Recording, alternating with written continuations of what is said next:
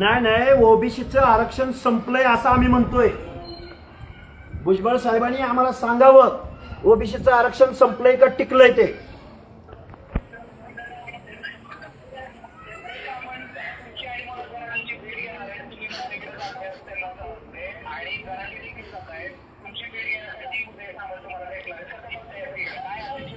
उदय सामंत साहेब, मंत्री महोदय उदय सामंत साहेब जर आमची भेट घेणार असतील तर आमचा एक उदय सामंत साहेबांना एक सवाल आहे. 2 सप्टेंबरचा GR रद्द करायचा आणि मगच आमच्याकडे यायचं. आणि मराठा समाजाला आरक्षण देण्याला आमचा कोणाचा विरोध नाही. त्यांनी SC-BCचं मराठा समाजाला आरक्षण घ्यायला लावावं, EWSचं आरक्षण त्यांना घ्यायला लावावं. आमच्या सामाजिक मागासांच्या, भटक्या विमुक्तांच्या, गावगाड्यातल्या छोट्या छोट्या मायक्रो मेजर ओबीसीच्या लोकांच्या अनाथ माती कालवली का नाही कालवली. 2 सप्टेंबरच्या GRला उद्या 1 सप्टेंबरला 1 वर्ष पूर्ण होतंय. तेव्हा उदय सामंत साहेब मराठा समाजाला SC-BC आरक्षण घ्यायला लावा आणि मग तुम्ही आम्हाला भेटायला या. तुमचं स्वागत असेल.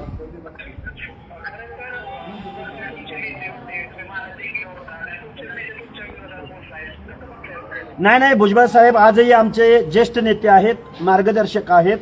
त्यांनी वेळोवेळी ओबीसींच्या बाजूने भूमिका घेतलेल्या आहेत.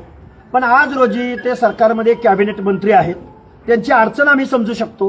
पण एक राज्य मागासवर्ग आयोगाचा माजी सदस्य म्हणून गेल्या अनेक वर्षापासून महाराष्ट्रातल्या अनेक लोक आहेत, माजी ZP सदस्य आहेत, सभापती आहेत, गावगाड्यातले अनेक ओबीसीचे नेते आहेत. सगळ्या लोकांनी हे आंदोलन एकदम हातामध्ये घेतलेलं आहे. उद्या लाखोंचा जनसमुदाय मुंबईच्या दिशेने निघणार आहे. भुजबळ साहेब तुम्ही आम्हाला मार्गदर्शन करा. पण ओबीसीचं आरक्षण संपत काय बोलले?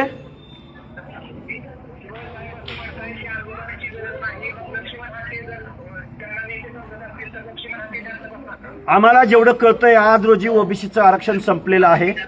गावगाड्यातल्या ओबीसी विजयंतीनं आम्ही एकत्र करणार आहोत आणि आमचं आरक्षण टिकलं पाहिजे. आणि मराठा समाजाचा समावेश जो ओबीसी मध्ये होतोय तो शासनानं बेकायदेशीररित्या संविधानाला मान्य नसताना आणि मूळ ओबीसीच्या नरड्याचा घोट घेतला जात असताना, आरक्षण संपत असताना लक्ष्मण हाके एक आंदोलक कार्यकर्ता म्हणून शांत बसणार नाही. एवढं मी जबाबदारीनं महाराष्ट्रातल्या ओबीसींना, भटक्या विमुक्त जाती जमातीच्या लोकांना विनंतीनं सांगेन.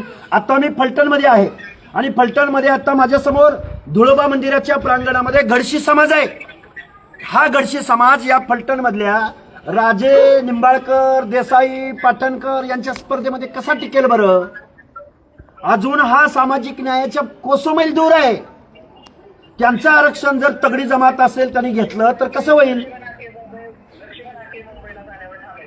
लक्ष्मण हाके 100% मुंबईला जाणार.